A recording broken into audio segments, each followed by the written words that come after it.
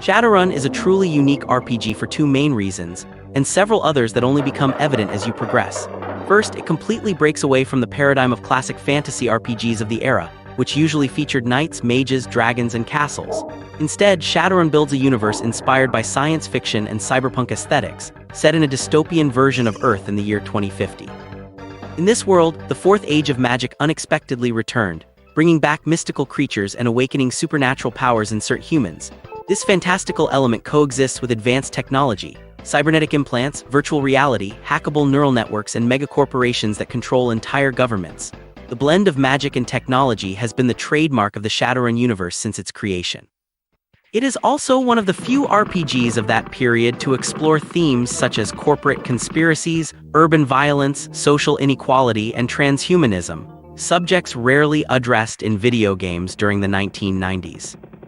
Second, Shadowrun was released on 3 different platforms: Super Nintendo, Sega Genesis, and Sega CD, at a time when RPGs seldom received multiple versions. Even more surprising is the fact that each version was developed by a different team, resulting in games that are practically independent from one another, each with its own vision, aesthetic, and distinct mechanics, even though all are based on the tabletop RPG created by Jordan Weissman in 1989. Sega Genesis.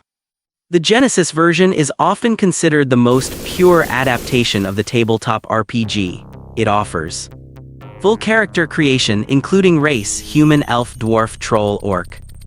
An attribute system closer to the tabletop rules. A more open world, allowing you to explore Seattle with great freedom. Repeatable randomly generated missions, runs.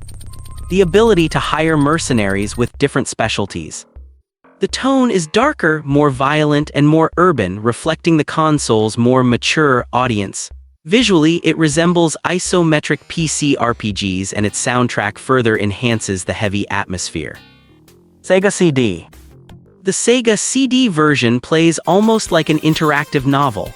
It directly adapts the book Never Deal with a Dragon, the first in Robert N. Charrette's trilogy.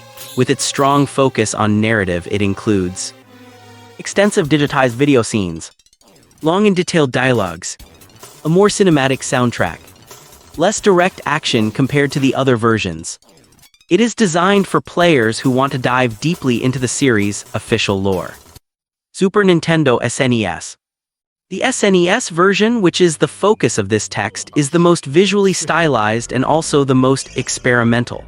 It feels almost like a hybrid between an RPG, a point-and-click adventure, and an investigative game, something extremely rare for consoles of that era. Shadowrun on Super Nintendo creates such a strongly built atmosphere that it stands out immediately. Its environments mix neon lights, constant rain, rundown alleyways, and sterile corporate offices. The minimalist electronic soundtrack intensifies the sense of mystery. The plot begins abruptly. You, Jake Armitage, wake up in a garbage dump with no memory and are killed shortly thereafter. A mysterious shaman rescues your body and revives you. This brutal beginning perfectly symbolizes the dangerous and unpredictable world of Shadowrun. From that point on, the game offers almost no tutorials. You must explore, investigate, and talk to NPCs to rebuild your identity and understand why people want you dead. The initial sense of disorientation is no accident. It's part of the narrative and reinforces immersion. Subscribe to the channel now to see more epic RPGs. Unlike traditional SNES RPGs, where players follow a linear story guided by lengthy dialogue sequences, Shadowrun presents a much more fragmented and interactive narrative structure. The keyword system works like a bank of clues. Each conversation can unlock new terms that open up information with other NPCs. The player must assemble the narrative puzzle themselves. This mechanic turns the player into a noir-style detective, reminiscent of films like The Man Who Knew Too Much or Chinatown, but transported to a futuristic setting filled with street samurai, shamans, androids, and corrupt corporations. In addition, not all NPCs are friendly. Some lie. Others will only talk if you pay or intimidate them. All of this reinforces the feeling of being in a living, dangerous world. Shadowrun SNES blends several styles: exploration and interaction. Inspired by PC adventure games, it requires the player to position themselves next to objects, activate a cursor, Choose actions such as examine, pick up, or open. This makes the game unique among console RPGs. Combat. Combat occurs in real time. The manual aiming requires good positioning and agility. Enemies are fast and aggressive. The game does not pause for tactical decisions. In the beginning, Jake is extremely fragile, reinforcing the theme of vulnerability. Karma system. Instead of traditional levels, you receive karma for completing missions or defeating enemies. It can be invested in. Firepower. Health. Magic though limited.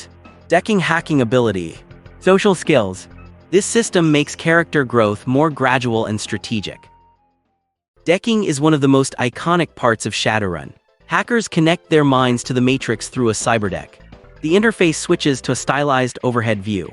The player navigates through digital nodes and paths. ICEs function as digital enemies, each with different types and behaviors. Some nodes require specific programs to be accessed. These sections feel almost like a game within the game, breaking monotony and reinforcing the series' unique blend of magic and technology.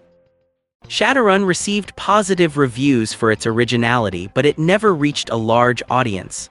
Among the reasons, many SNES players expected something more traditional. The difficult beginning drove away players who wanted a more guided RPG. The hybrid gameplay felt strange for its time. The noir, adult atmosphere didn't match the console's usual profile, which leaned toward more colorful and whimsical games. Even so, it gained a cult following over the years, especially after cyberpunk themes became more popular in video games. Support the channel with donations. I'll thank everyone who supports in an upcoming video. The ways to support are in the video description. Over time, Shadowrun has been rediscovered by players looking for unique experiences in the SNES catalog. Its atmosphere, investigative narrative, mix of genres, and aesthetic boldness turned it into one of the most distinctive RPGs on the console. For many collectors and fans of the genre, it is considered one of the most underrated titles on the platform. Decades later, Shadowrun made a strong comeback on PC and modern consoles with Shadowrun Returns 2013, followed by Dragonfall in Hong Kong. These games faithfully recreate the universe, use turn-based tactical combat, feature dense, well-written stories, significantly expand the lore. Even so, Shadowrun Returns frustrated some players due to the limited save system in its early versions. Still, it helped revive interest in the franchise and introduced Shadowrun to a new generation. Personally, I still find the SNES Shadowrun special for its boldness, atmosphere, and personality that few adaptations manage to replicate. Here are 5 curiosities about Shadowrun SNES 1993. Partially nonlinear storyline. For a 1993 game, Shadowrun was surprising in allowing the player to explore the city in a relatively free order, investigating clues and talking to NPCs who could offer different information depending on the order in which you encountered them. Innovative keyword-based dialogue system. Instead of fixed menus, you learned new keywords throughout the campaign. Entering these words in conversations unlocked new information and quests, something very rare in console RPGs of that era. Cyberdeck only appears later in the game. Although Shadowrun is famous for deckers and cyberspace invasions, in the SNES version you only obtain a more advanced cyberdeck later in the story, making the Matrix section feel like a kind of second phase of the adventure. Multiple references to the original tabletop RPG. The game includes corporations, metahuman races, shamans, totems, and even mechanics inspired by the Shadowrun 2nd Edition system, although simplified. Alternate ending depending on money. There are small variations in the ending depending on how many nyan you have when you finish the game, something common in PC RPGs, but very rare in 16-bit console games.